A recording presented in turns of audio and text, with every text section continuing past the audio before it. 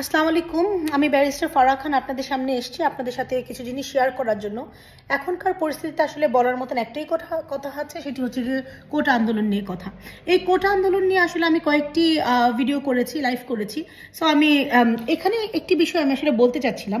সেই বিষয়টি হচ্ছে কি, এই যেটিকে কেন্দ্র করে আমাদের দেশটি একদম ভয়াবহ একটি জায়গায় দাঁড়িয়ে গেছে এবং একটি খুব সুন্দর শান্ত একটি অহিংস আন্দোলন যেটি কিনা ভয়াবহ রক্তাক্ত রূপে টার্ন নিয়েছে, সেটি আসলে কোত্থেকে হয়েছে, সেটি আসলে কার দোষে হয়েছে, এই জিনিসটি কিন্তু আমরা আসলে ভেবে দেখছি না।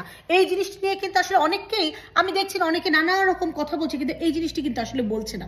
সো আমি আসলে এই জিনিসটি আমার এই ভিডিওতে ফোকাস করতে চাই। আপনাদের নিশ্চয়ই মনে আছে যে জিনিসটা নিয়ে, যে স্লোগানটা নিয়ে উত্তাপ দেশ একদম মানে এত এত গরম হয়ে গেছে সবকিছু, সেটি হচ্ছে গিয়ে আমরা যেটা শুনতে পাচ্ছি, আমি কে তুমি কে, রাজাকার রাজাকার, এই কথাটি।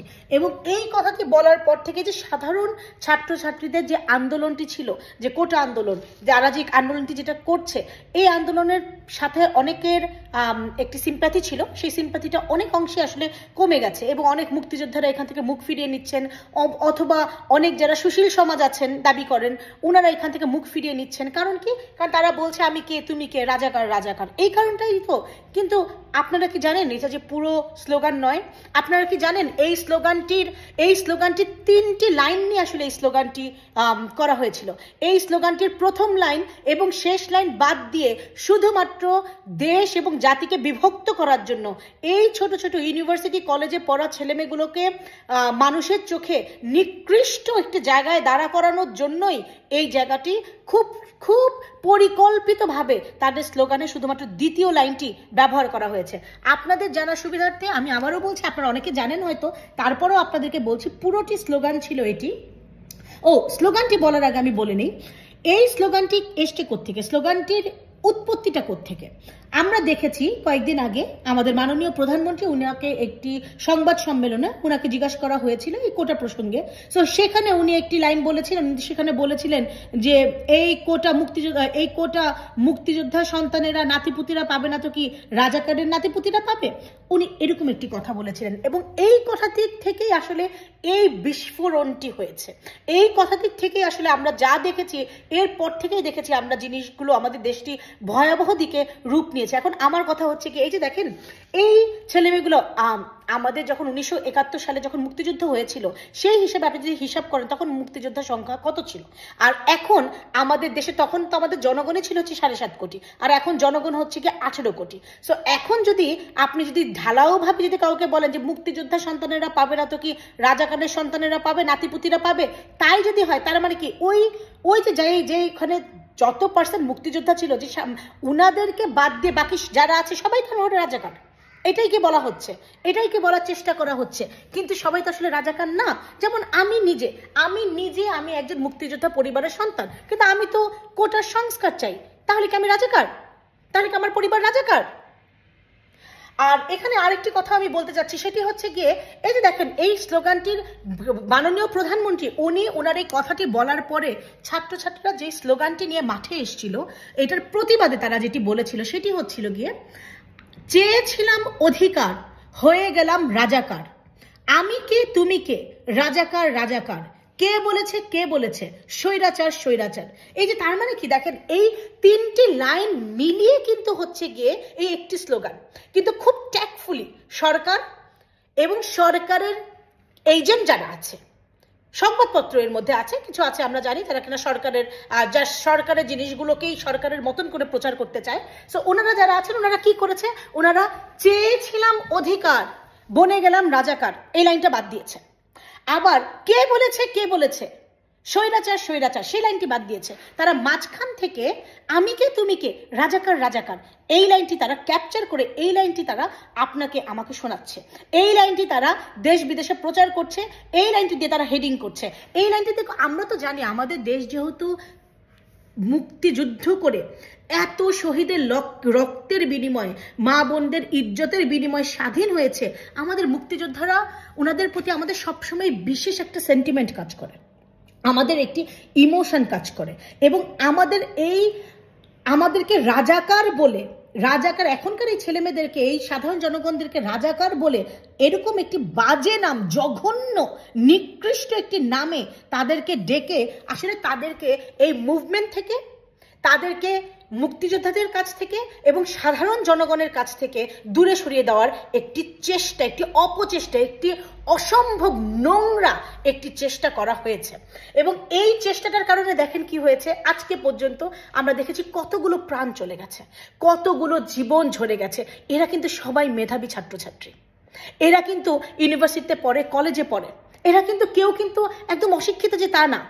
এমনিতেই দেশের মধ্যে চুরি ডাকাতে ভরপুর হয়ে গেছে, হরিলুট হয়ে যাচ্ছে, তারপরে মেধাশূন্য করে দিচ্ছেন আপনারা এই জাতিটাকে। কেন করছেন এই কাজগুলো? আমি নিজে, আমি আমার কথা বলতে পারি, আমি একটি মুক্তিযুদ্ধ পরিবারের সন্তান।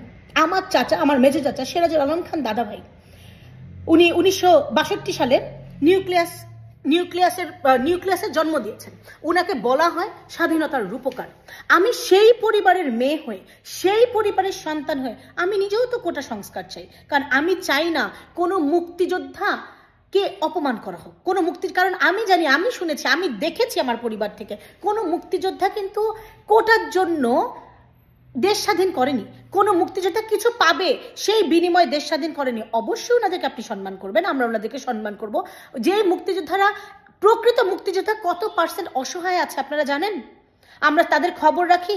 কত মুক্তিযোদ্ধা না খেয়ে মারা যাচ্ছে, কত মুক্তিযোদ্ধা বিনা চিকিৎসায়, প্রকৃত মুক্তিযোদ্ধাদের কথা বলছি, প্রকৃত মুক্তিযোদ্ধারা বিনা চিকিৎসায় মারা যাচ্ছে, না খেয়ে মারা যাচ্ছে। গ্রামে গঞ্জে ওনাদের বাড়ি ঘরের কি অবস্থা, 3 বেলা খেতে পারে না, এরকম কত মানুষ এখনো আছে আমরা কি জানি? তাদের খোঁজ আমরা রাখি। তারা হচ্ছে প্রকৃত মুক্তিযোদ্ধা। আমরা না, আমরা কাদের জন্য মাঠে নেমেছি? আমরা নেমেছি আমাদের ভুয়া এই যে ভুয়া যে মুক্তিযোদ্ধাগুলো হয়েছে, যাদের কিনা ওই যে আমরা নিউজ পেপারে কি দেখি যে স্বাধীনতা 7 বছর পরে ছেলে, বাবা মার বিয়ে, সেই ছেলেও হচ্ছে মুক্তিযোদ্ধা। এরকম মুক্তিযোদ্ধা যারা আছে, যারা কিনা গভর্নমেন্টের বেনিফিট পাওয়ার জন্য, যারা কিনা বিশেষ সুবিধা সুযোগ পাওয়ার জন্য মুক্তিযোদ্ধা কোটায় নিজেদের নাম ঢুকিয়েছেন, মুক্তিযোদ্ধা, নিজেদেরকে মুক্তিযোদ্ধা হিসেবে দাবি করছেন, উনাদের ছেলেমেয়ে, উনাদের নাতিপুতির জন্য আসলে এই কাজটি আসলে হচ্ছে, এই কাজটি আসলে করছে। আর নাতিপুতিদের দরকার কি? আমরা যারা মুক্তিযোদ্ধা পরিবারের সন্তানেরা আছি, আমরা কি এত অসহায়, এত মেধাহীন, এত বুদ্ধিহীন? আমরা আমাদের মেধা দিয়ে দাঁড়াবো, আমরা আমাদের মেধা দিয়ে আমাদেরকে প্রমাণ করব। আমাদের দরকারটা কি? এই কোটার, এমন কোটা যেই কোটায় আমার বাবা ছোট হয়, আমার চাচা ছোট হয়, আমার দাদা ছোট হয়, এরকম কোটা আমাদের দরকারটা কি? এরকম কোটা তো দরকার নেই। আমি বলছি না যে আমাদের কোটা বাতিল করা উচিত, কিন্তু আমি যেটা বলতে চাচ্ছি সেটি হচ্ছে আমাদের কোটা অবশ্যই সংস্কার করা উচিত। আমি সংস্কারের পক্ষে। আমি মনে করি মুক্তিযোদ্ধাদের ম্যাক্সিমাম 5% কি 10% কোটা থাকতে পারে। এটি হয় ডাইরেক্ট মুক্তিযোদ্ধা ভোগ করবে, বা ম্যাক্সিমাম যদি দেওয়াই যায় ওনার সন্তানদের পর্যন্ত দেওয়া যেতে পারবে। নাতিপুতি তো পাওয়ার প্রশ্নই ওঠে না। নাতিপুতি কেন পাবে? এটা আবার কি? কোটাটা, এই যে কোটা, এটা ধরেন আপনি, এটা তবে হ্যাঁ, নারী কোটা, আদিবাসী কোটা, প্রতিবন্ধী কোটা, এগুলো থাকতে হবে। এগুলো একটি দেশের এখনো এগিয়ে নেওয়ার জন্য দরকার। আমরা এখনো জানি অনেক নারীরা ভালো করে, বা তারপরেও আমরা যদি ওভারঅল পিকচারটা যদি চিন্তা করি, নারীরা এখনো অনেক পিছিয়েই আছে। এটাও সত্য। কিন্তু জেলা কোটা, এটার কোনো দরকার নেই। এই জেলা কোটা কি আবার? জেলা কোটা কেন থাকবে? মেধাতে দিয়ে আসবে, মেধায় আসবে। জেলা কোটায় দরকার কি? ওই জেলায় মেধায় যে থাকবে সে আসবে, অসুবিধা কোথায়? সো এই কারণে মুক্তিযোদ্ধার নাম ভাঙিয়ে প্লিজ ওনাদেরকে অপমান না করে, কারণ মুক্তিযোদ্ধারা দেশ স্বাধীন করেছিল একটি সাম্য, মানবিক এবং বৈষম্যহীন রাষ্ট্রের জন্য। সো রাষ্ট্রে যখন বৈষম্য এখনো বিরাজমান, এখনো আছে, এই বৈষম্যহীন রাষ্ট্র করার জন্য রাস্তায় এতগুলো তাজা ছেলে মেয়েদের প্রাণ ঝরে গেছে, রক্তে রাস্তা লাল হয়ে গেছে। সেই রাষ্ট্র, সেই বৈষম্য তো থাকার দরকার নেই রে ভাই, সেই বৈষম্য থাকার দরকার নেই। আর আপনারা এই মুক্তিযোদ্ধার এই প্রজন্মদেরকে, আমাদেরকে, বা যারা কিনা এখানে বসেছে সাধারণ ছাত্রছাত্রীদেরকে, তাদেরকে রাজাকার ডাকেন কেন? নিজেদের দিকে আগে তাকান। আপনারা কি করছেন? এই সরকারের মাননীয় প্রধানমন্ত্রীর প্রেস সচিব নাইমুল ইসলাম খান, উনি তো খুব, এই যে সহসা নিয়োগ পেয়েছেন, খুব দূরেও তো যাচ্ছি না, সহসা নিয়োগ পেয়েছেন, উনি কি করেছেন? উনি নিজে ওনার নিজের বাবা 1971 সালে পিস কমিটির ভাইস চেয়ারম্যান ছিলেন। এবং এটা কিন্তু আমার কথা না, এটা কিন্তু নাইমুল ইসলাম খান ওনার নিজের ডিক্লারেশন, ওনার নিজের বলা কথা যে আমার বাবা সেই সময় রাজাকার ছিল। সো একজন রাজাকারের ছেলে যদি আওয়ামী লীগের সবচেয়ে শীর্ষস্থানীয় সভাপতির পাশে বসতে পারে, ওনার প্রেস সচিব হতে পারে, আর এই সাধারণ ছাত্রছাত্রীদেরকে আপনারা রাজাকার বলেন কোন সাহসে? কে দিয়েছে আপনাদেরকে এই দুঃসাহস?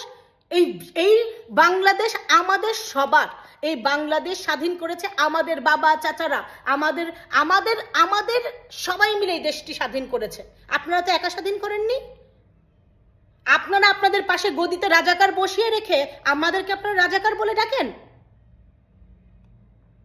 আপনারা আপনাদের পরিবারের কত মানুষ আছে যারা কিনা মন্ত্রী এমপি হয়েছে, উনাদের ছেলে মেয়েদের বিয়ে দিয়েছেন আপনারা রাজাকারদের ঘরে, সেগুলো দেখেন না? তখন মনে পড়ে না? আপনারা এই ছেলে মেয়েগুলোকে রাজাকার রাজাকার ডাকেন, তাদের সাথে বসতে চাননি, তাদের সাথে কিছু করতে চাননি, আর এখন কি করছেন? গতকালকে পর্যন্ত বলেছেন যে প্রাইম মিনিস্টার উনি কি মাননীয় প্রধানমন্ত্রী বলেছে, উনার গত ভাষণে দেখলাম যে কোর্টের উপর যেন ভরসা রাখা হয়। কোর্টের উপর ভরসা করলে ছাত্রছাত্রীদেরকে বলেছে কোর্টের উপর রিলাই করতে, ভরসা করতে, ন্যায় বিচার সেখান থেকেই আসবে। তাহলে আজকে বসতে চাচ্ছেন কেন আপনারা কেন ছাত্রছাত্রীদের সাথে বসতে চান? কোর্টের উপর ভরসা রাখেন, কোর্টই তো সবকিছু করে দিবে বলেছেন, কোর্টকে কোর্টের মতন চলতে দেন। এখন কেন আপনারা কোর্টের লিভ টু অ্যাপিলের হিয়ারিং সামনে আগানোর জন্য কেন আমাদের অ্যাটর্নি জেনারেল চেম্বার জাজের কাছে ওনার কাছে কেন দৌড়াদৌড়ি করছে? কেন এগিয়ে আপনারা সামনে নিয়ে এসছেন? কেন রবিবার দিন নিয়ে এসছেন? এটা তো অগাস্টে হওয়ার কথা ছিল। কোর্টকে কোর্টের মতন চলতে দেন। একবার বলছেন সেখানে ভরসা রাখো, আরেকবার আপনারা নিজেরাই সেখানে এইটা করছেন। আমি কোর্টের ব্যাপারে বেশি কিছু বলতে চাই না, কারণ এটা একটি চলমান একটি মামলা চলছে। কিন্তু আমি এতটুকু অবশ্যই বলতে চাই যে এই যে যাদেরকে রাজাকার ডেকেছেন, আজকে এই এখন মাননীয় এই যে আমাদের দেখলাম আইনমন্ত্রী এদের সাথে বসতে চায়। তো রাজাকারের সাথে এখন বসার জন্য কথা মনে হয়েছে? 2 দিন আগে মনে হয়নি? 5 দিন আগে মনে হয়নি? তাহলে তো এই মা বাবার বুকগুলো খালি হতো না, এতগুলো ছেলেমেয়ের জীবন যেত না। এই ছেলেমেয়েগুলো জীবন নেওয়ার পরে, আমাদের বাংলাদেশকে ধ্বংসের মুখে দাঁড় করিয়ে দেওয়ার পরে গত একটা দিন ধরে দেশে কোনো নেটওয়ার্ক নেই, না কোনো ফোনের নেটওয়ার্ক আছে, না কোনো ইন্টারনেট নেটওয়ার্ক আছে। সারা বিশ্ব থেকে আপনারা আমাদেরকে বের করে দিয়েছেন। কেউ জানে না, যারা বাইরে থাকে তারা জানে না দেশে তাদের বাবা মা কেমন আছে। যেই বাবা মারা গ্রামে থাকে, তাদের ছেলেমেয়েরা ঢাকা শহরে পড়ে, তারা জানে না তাদের বাচ্চাটা বেঁচে আছে নাকি নেই। সে জানে না তার বাচ্চাটা কি আজকে গুলি খেয়েছে, কালকে কি সে তার বাচ্চাটার গলা শুনতে পারবে, বাবা মা এই ডাকটা শুনতে পারবে, নাকি কালকে তাকে মর্গে গিয়ে তার বাচ্চার লাশ নিয়ে আসতে হবে, এটা সে জানে না। আপনারা এখন এদের সাথে বসতে চাচ্ছেন, অথচ 2 দিন আগ পর্যন্ত এদেরকে রাজাকার রাজাকার বলেছেন। আপনারা আপনাদের গুন্ডা বাহিনী, আপনাদের হেলমেট বাহিনী ছাত্রলীগকে লেলিয়ে দিয়েছেন এই ছেলেমেয়েগুলোকে পিটানোর জন্য। এগুলা বন্ধ করুন আপনারা। মনে রাখবেন সব কিছুর কিন্তু ক্ষমা হয় না। এই বাবা মা সব কিছু থেকে হয়তো ক্ষমা পাবেন, কিন্তু এই বাবা মা যাদের বুক খালি হয়েছে, তাদের যে দীর্ঘশ্বাস, তাদের যে কষ্ট, তাদের যে হাই, সেটার থেকে কখনো ক্ষমা পাবেন না।